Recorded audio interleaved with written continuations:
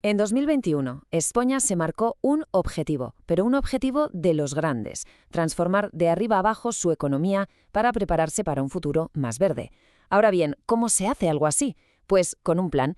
Y hoy vamos a meternos de lleno en la Ley de Cambio Climático y Transición Energética, que es básicamente la hoja de ruta para conseguirlo. Y esa es la pregunta del millón, ¿no? ¿Cómo se pasa de las buenas intenciones de los discursos sobre el clima a una ley de verdad, una que obligue a todo un país a cambiar de dirección? ¿Cómo se pasa de la ambición a la acción? Pues la respuesta de España fue precisamente esta ley, un marco legal que intenta atacar el problema desde un montón de frentes distintos.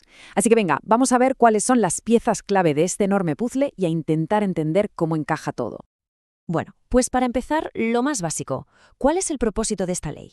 ¿Qué objetivos concretos, con números y fechas, se ha marcado España?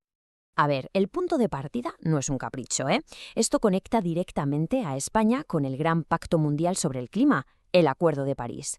Y la meta final, el gran objetivo, es muy claro: que para el año 2050 el país no emita más gases de efecto invernadero de los que pueda absorber. O sea, llegar a esa famosa neutralidad climática. Claro, pensar en 2050 suena muy lejano, ¿verdad? Por eso la ley pone deberes para mucho antes. El primero, para 2030. Hay que reducir las emisiones totales de España un 23%. Y ojo al dato, que este 23% no se compara con las de ayer, sino con las de 1990. Es un recorte de verdad muy, muy considerable.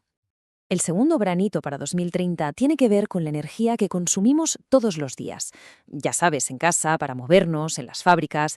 La meta es que un 42%, casi la mitad de toda esa energía, venga de fuentes renovables. Paremos un segundo a pensar en la escala de ese cambio. Y claro, para conseguir eso hay que ir a la madre del cordero. ¿De dónde sale la electricidad? Y aquí es donde la cosa se pone seria de verdad.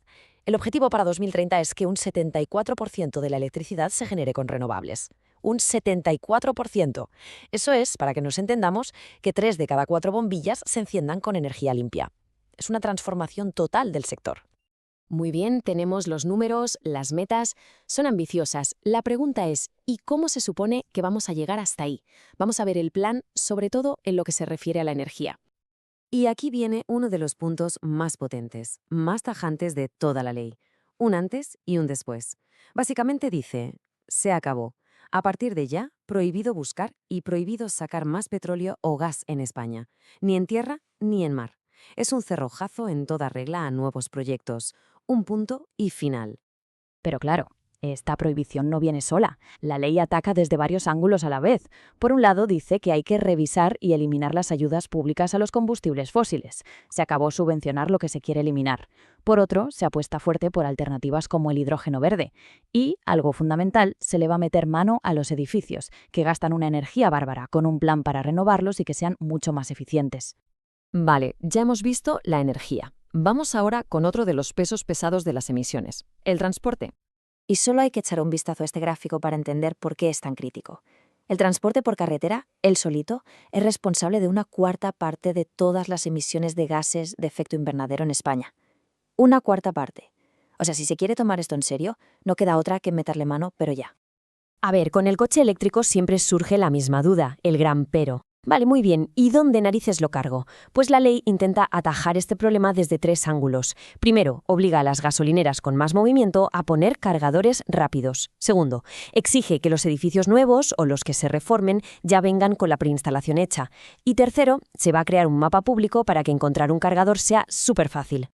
Pero el cambio no va solo de qué coches usamos, sino también de por dónde circulan.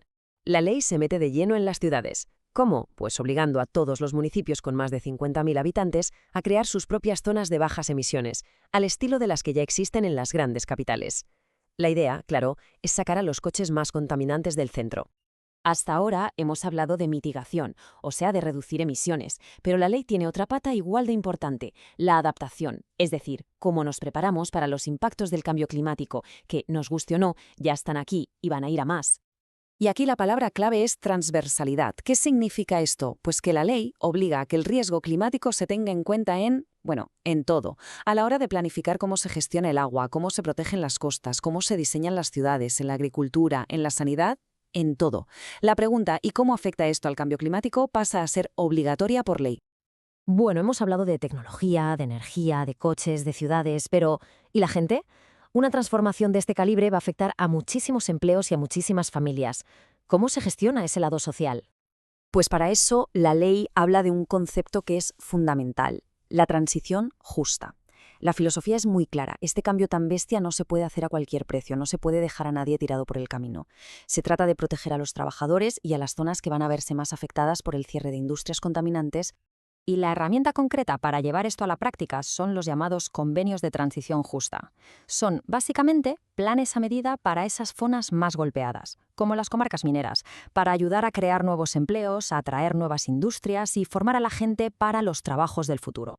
Así que, si lo miramos todo con perspectiva, queda claro que esto no es solo una ley con objetivos y porcentajes, es mucho más profundo.